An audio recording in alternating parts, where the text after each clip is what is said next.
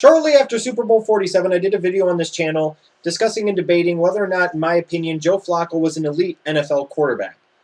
You could poke holes in different things in that video, or you could debate and discuss different things. The bottom line is, there was one thing that I alluded to in that video that I knew, beyond a shadow of a doubt, was going to bear itself out to be true. And that was, after leading the Baltimore Ravens to a Super Bowl victory, Joe Flacco was going to get paid by somebody this offseason, and more likely than not, it was going to be by the Baltimore Ravens because they couldn't run the risk of losing their franchise quarterback that had just led them to a Super Bowl victory. A PR disaster, that would be to say the very least.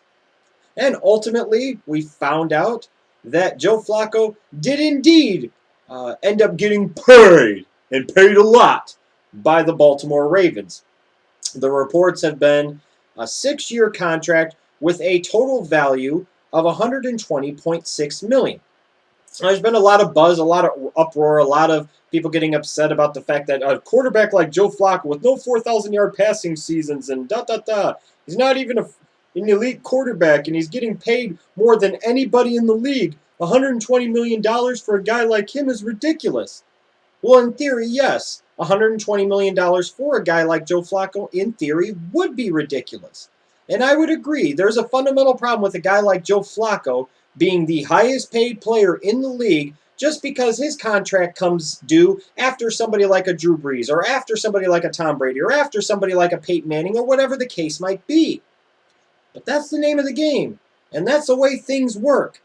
But I think there is an incredible misconception out there about how NFL contracts really work. And when you look at this Joe Flacco deal and you look at some of the details that have been put out there, the devil really is in those details, and this contract really isn't as bad as a lot of people are making it out to be. This is the one thing I didn't understand about the lockout that happened in 2011. I could understand and appreciate that both sides wanted to get the rookie salary scale in line and kind of fix that problem when it came to how much draft picks were making as soon as they got into the league. Because let's face it, in a union type of environment, usually the union is set up in a lot of ways to screw the least senior members and make sure the people with the most seniority and the most tenure get the most benefits, the most perks, and the most pay.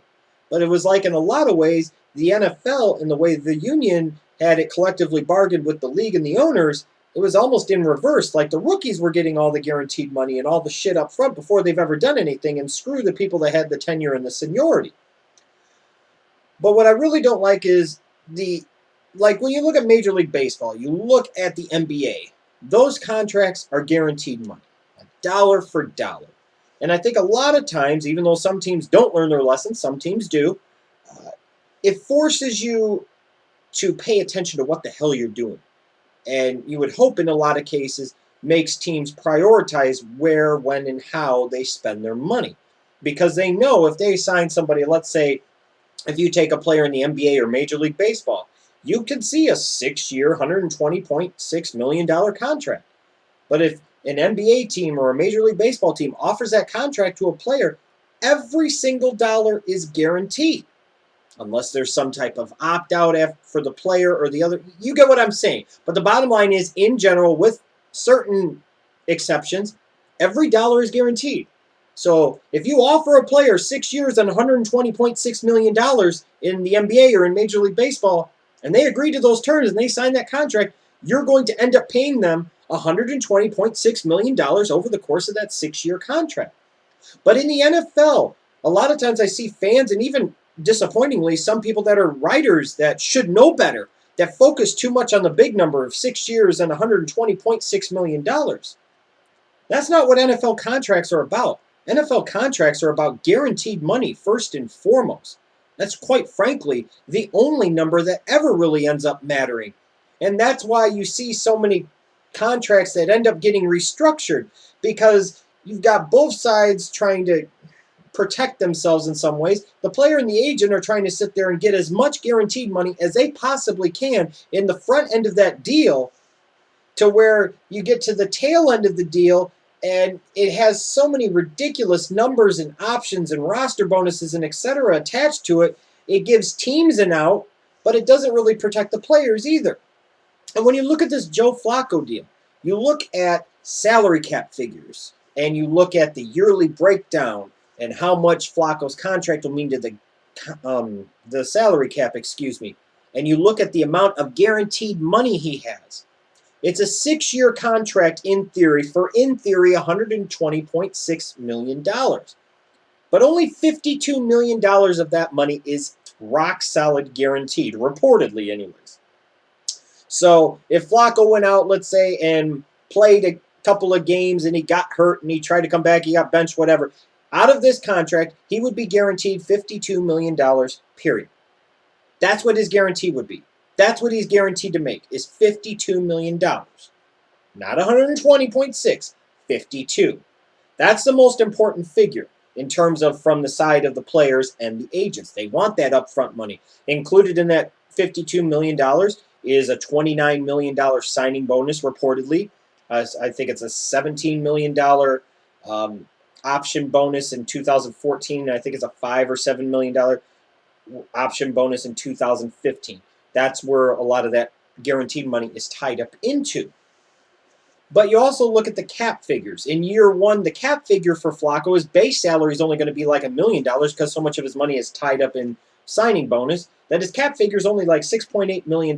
Not a really bad cap figure for Flacco to have for the Baltimore Ravens. That allows them a lot of flexibility. They've got a franchise-level quarterback that they've got on the books for less than $7 million, allowing them some flexibility to re-sign some of their own players or maybe be a little bit aggressive pursuing one or two major pieces on the free agent market. The next 2 years of the contract, it goes up to like $14.8 million in year two in terms of the cap number, which is the number that no matter what, the team would be responsible or would count against the team's salary cap if they kept Flacco. Year three is $14.55 million, I believe. It's when you get to year 4, 5, and 6. Like year 4, I think it jumps up to $28.5 million. Year 5, it jumps up to $31 million. Year 6 jumps up to like $24.5 million. The point being is that if you look at this and you look at those last 3 years, you sit there and say, there's no way in fuck that a team is going to keep Flacco for $28 million in the 2016 season. $31 million in the 2017 season in terms of the cap hit. I mean, you're talking about a salary cap that maybe goes up by $1 million, $2 million each season. So the cap for 2013 is reportedly around $123 million. By the time you would get to 2017, let's say, that cap may be around $130 million. Is a team really going to devote almost a quarter of their entire salary cap figure to one player, quarterback or not? That is a recipe for financial salary cap and on-the-field disaster as an organization. When you look at Flacco, he's, 28 years old. He's coming off of a Super Bowl victory. He's been there in Baltimore for 5 years. From Flacco's standpoint, him and his agent are looking at this and saying, here's what we got. I've got a 3-year deal, not 6. This is a 3-year deal where I've got $52 million guaranteed coming in. After that 3 years, we've structured this contract in such a way that we're forcing the hands. We're going to have to renegotiate. We're either going to, redo a restructuring or we're going to get a whole new deal because neither one of us are we both know, both sides know that we're not going to see the last 3 years of this deal one way or another.